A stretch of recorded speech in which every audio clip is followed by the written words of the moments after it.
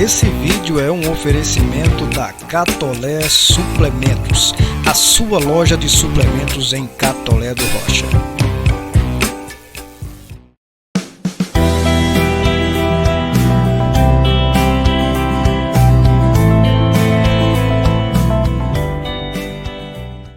Quem era Jesus realmente? Porque você encontra... Teve essa discussão em algum momento da história. Os 3 primeiros séculos foram marcados por discussões ferrenhas a respeito Quais disso aí. eram as linhas de pensamento? Por exemplo, os gnósticos.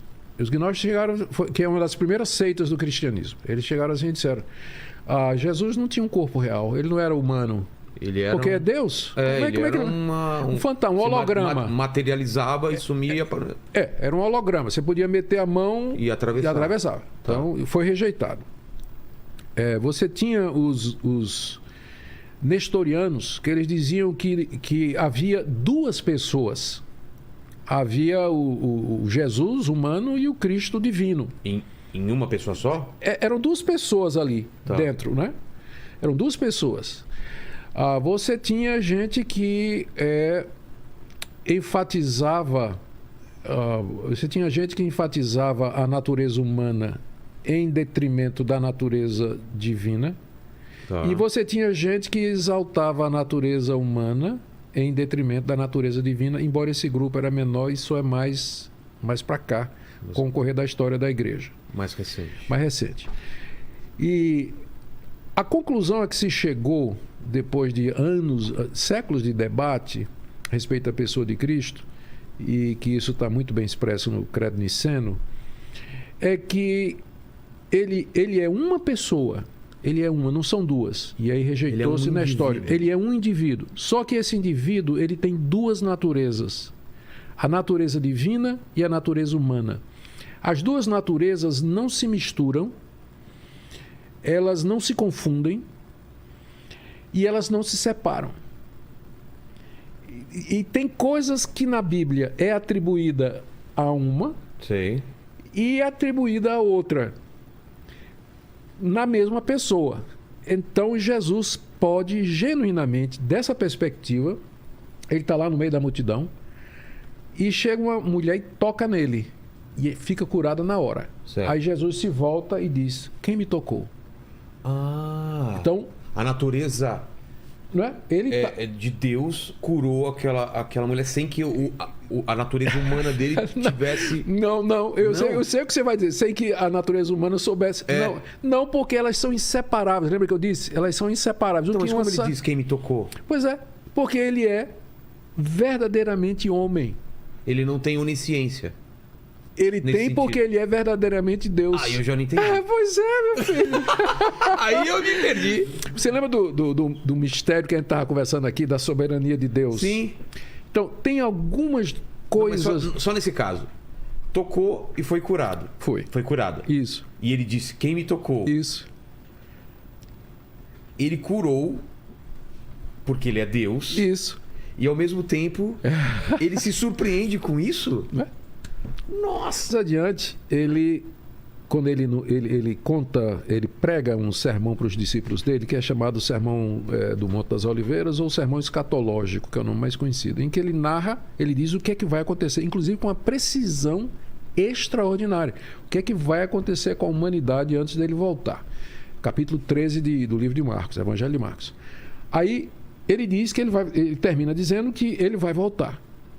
E ele diz: sobre aquele dia e hora em que eu vou voltar, eu não sei quando eu vou voltar.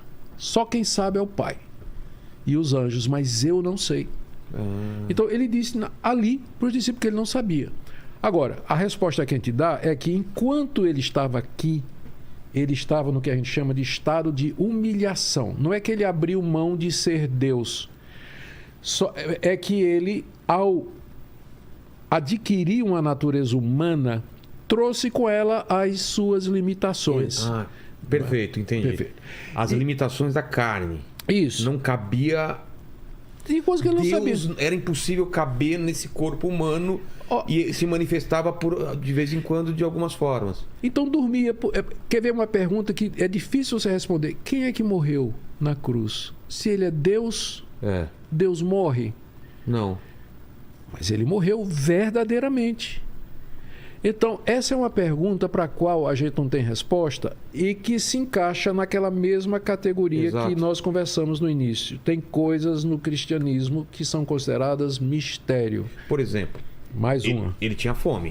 Ele Tinha. precisava dormir. Precisava dormir. Tanto que ele foi tentado no deserto por conta disso. Mas se ele fosse usar os poderes de Deus, não precisa dormir, não precisa comer, não precisa de nada. Ele era verdadeiro homem como Exato. você e eu. Aí a gente volta pro... A questão do mistério. Exato. A questão do... se puder afastar esse cálice... Exatamente. afasta. Naquele momento... Naquele momento, o lado se a gente humano- pudesse dizer isso sem separar do lado divino, mas ali o lado humano, o Jesus humano, a pessoa, apesar de que o Jesus não existe Jesus humano, ele é humano e divino ao mesmo tempo. Difícil falar.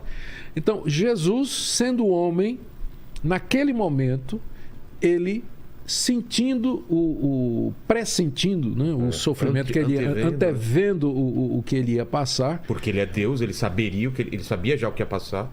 Pai, se possível, passa de mim esse cálice. E o cálice era a morte na cruz. Então, como homem genuíno, verdadeiro, legítimo, 100%, não é 50% homem, 50% Deus. É 100% Deus e 100% homem. Mas é bonito demais, né? Você pensar isso. Mas porque aquilo que eu disse, nós estamos lidando com um Deus que é totalmente outro.